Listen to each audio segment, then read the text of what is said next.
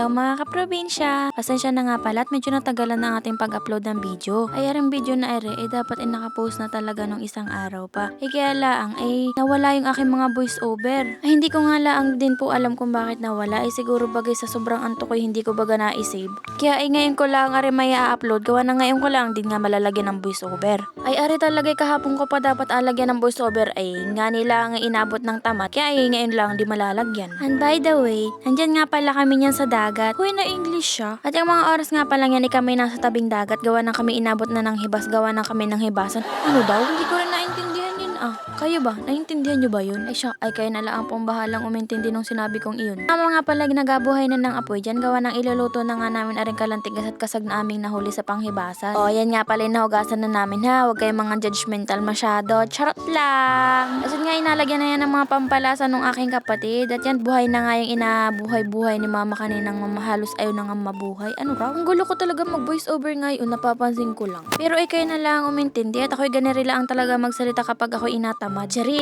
sadya ka lang inatamad talaga At mabalik nga tayo din sa aming inaluto. Ay, masyado na ako napapalayo. Nga pala nakasalang na yung hinugasan namin kanina tsaka nirekaduhan ng kalantigas at kasag. Gawa nang yung kapatid ko nagugutom na kaya itinuduhan na ni mama ng paypay dyan. At nung kami nasa panghibasanan pa nga lang, hindi pa man lang naputok ang araw. Tanong na ng tanong yung kapatid ko kung ano daw baga nga ulamin namin at saan kami makakain at siya daw ay nagugutom na. Siguro kaya nagugutom anong oras baga naman kaming umalis na dito sa bahay. Umalis kami mag-aalas 3 na ng madaling araw. Kaya sabi ko Utoy, intay-intay na lang at tayo malapit nang umuwi at makakakain ka na. At dyan nga inaihaw na nung kapatid ko dyan yung nahuli namin pamulog-mulog na bunak sa batuhan. Ay buti na nga nila ang makahuli kami ng ganyan at saka nung kalantigas. Kung wala man ding nahuli wala man din kaming alutuin din sa tabing dagat. Ayan, lakas naman ng apoy nung shilling ay at yung nagapaypay hagas-nagas na at gawa nang yung usok sa kanya na taboy. Taring batang ari pa simple namang inatikman yung inaluto naming ulam ay. Taring batang ari naman nakakalumbaba din sa mesa nga ng puwit inakauga ay habang si tatay na may inatikman na ulit yung aming inaluto. At dyan nga inapaabot si tatay dyan yung patis kay Aaron ay hindi alam ni Utoy kung ano yung patis kaya kami nagatawanan. Wala pati kami dalang patis niyan. At dyan nga't naluto na nga yung ulam ay mauubos na nga yung sabaw katitikin ni nga tatay at nung kapatid kong isa. Buti na nga lang at naluto na ay kung hindi ay wari ko ubos na yung sabaw ay hindi pa kami nakakakain. Ay hindi pa nga tapos sandukin yung ulam ay sila yung mga nakahain na yung kanin sa pinggan. Sa kalagitnaan nga ng aming pagkain ay umutot yung aking kapatid kaya si mami ngirit ng ngirit dyan. Sabi nga ni tatay ay ang baba daw ng kulog at yung kapatid ko ay umutot. Ay kahit man din yung mga pagod galing panghibasanan na yan ang sarap man din ang kain namin dyan. Kanya-kanya man din ang pwesto sa pagkain at yung isang yun ay maakit pa dun sa puno at dun ata mapwesto para kumain. At ilang oras nga ang inabot niyan bago makaliban dun at makapwesto din sa kanyang pwestuhan. Kami nga ay madalang din sa dagat gawa ng sila tatay laang naman lagi ang nalaot at kami nga ang tatlong magkakapatid na babae ay nagtatrabaho na nga sa bayan. Kumbaga ay kapag kami na absent lang saka kami nakakasama sa kanila. At tingnan naman at ang laki na subo ni mama dyan kitang-kita. Sabi nga namin baka ay kulang nga yung dala naming kanin at isang kaldero nga yung maliit. Yan ang dami naming makain tapos yung kapatid ko ang lakas pang kumain. At dyan nga yung inihaw nilang bunak ay ahanguin na nung kapatid ko.